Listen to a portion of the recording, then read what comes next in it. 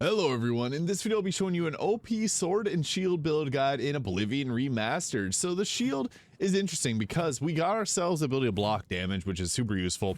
And once we get our way up into level 75, we get the shield bash, and as you can see, I'm all out of fatigue or stamina there, and I can continually spam this. It's a little bit broken, but it works. So I'll be going over a full build guide on how to use this and going over the abilities, attributes, and everything to make this powerful as possible. So whenever we get into combat with this, I'm just going to get into a fight here.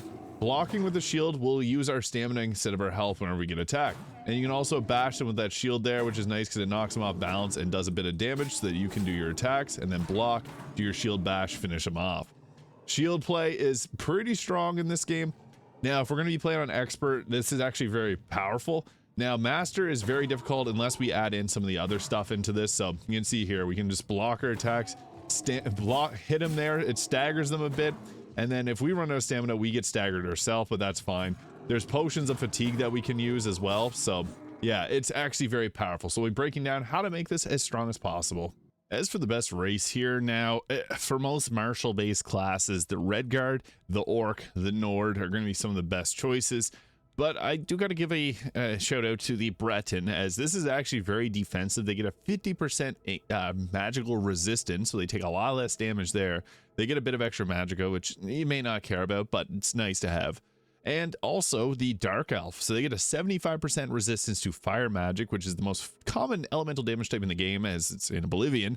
And you also get a bunch of bonuses to sword and bow and things like that. So these two can make for a great sword and shield user as well, but Imperial also works, but they're not that great. They get heavy armor proficiency and increased movement speed, but that's just, it's fair.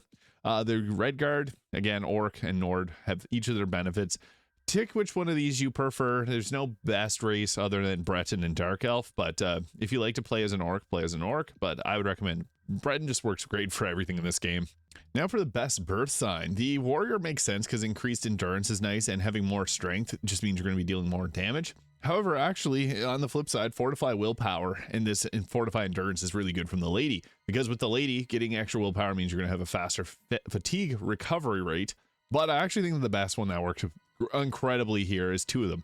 The Lord, giving us the shield, so sword and shield, name's literally in it, plus 15% armor rating, massive in the early game.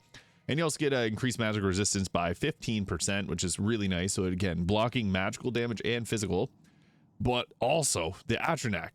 Now, if you have no intention to use magicka, this is going to be a pretty solid one, because you can just at natural absorb 50% of spells that are cast at you, so you're going to take much less damage.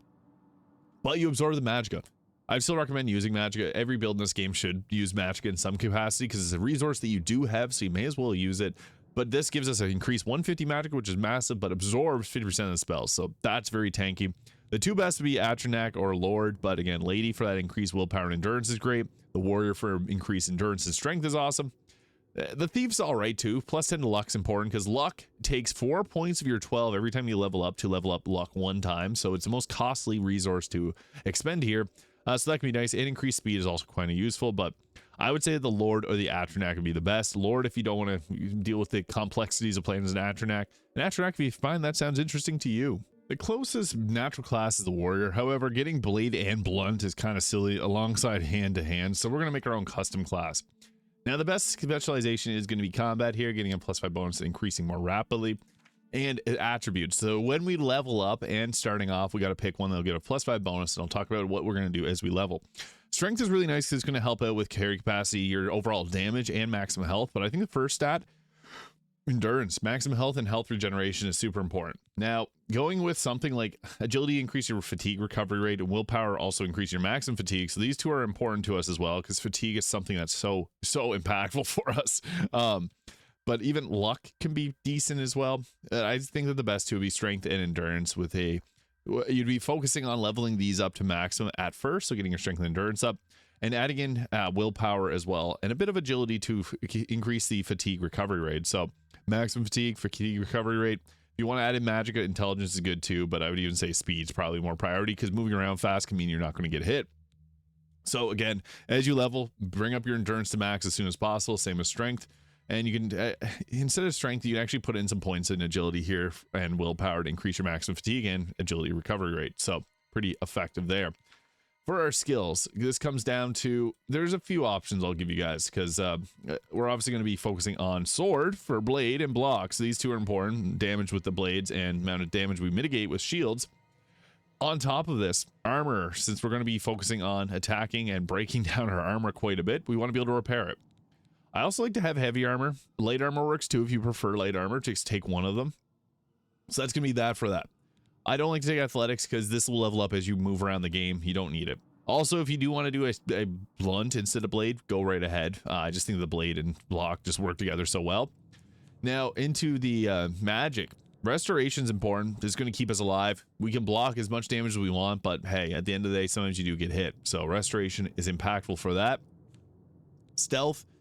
You can take marksman if you want to do some bow attacks on top of that, but it's entirely your choice. I also think that sword or sneak can go really well with sword and shield build, because sneaking around it's just something you're going to use often in this game anyway. So being able to sneak well is kind of important. You don't have to take this, however, but I probably would take a bit of sneak just for the effectiveness that it brings. Alchemy is also nice because we can use alchemy to make ourselves potions to restore our fatigue, which we're going to be burning through pretty quickly. And conjuration. Now, if you don't want conjuration, you don't have to take it. I'm not going to force you guys to take it. However, if you're playing on expert or master, conjuration doesn't get hit by the scaling that screws you over so badly in that difficulty option. So this is great. Sword and shield, having someone else to be able to take hits for you is really nice. You can go with like destruction if you wanted to, or illusion because you can paralyze creatures, or again, you can take marksman. There's no really other skills that are highly needed here. Like your acrobatics and athletics will level up pretty easy on their own. So you can go sneak. Any of these skills that you want, you can take, but I think that conjuration just ends up being the most impactful for us because it gives us someone else. Like we're sword and shield. Your summon is an extra shield for you by extension because it draws aggro away from the enemy. So all in all, alchemy, armor, blade, block, conjuration, heavy armor, and restoration make for a pretty solid stack of skills here. So I think that works out pretty well. But again, you can take conjuration off and add in some of the others. Even, I guess, I should mention alteration here. This actually does have the shield spell in itself too. So if you want to further block damage, go with the alteration instead of conjuration because the shield spells are super effective. So when it comes to combo, we don't have to be stealthy because we do have this shield here that's able to block quite a bit of damage. So we can get in, go in, block, and then we have that ability to do the shield bash there I showed earlier to be able to take enemies out pretty easily. So yeah, blocking with your shield is going to be something you want to do often because while it does make your movement speed go down, it keeps you alive, and that's what's most important. So you can see here, they can attack us all they want. It's just going to continually keep keeping us alive. So we just go ahead there with attacking the enemies, keeping your shield up as much as possible.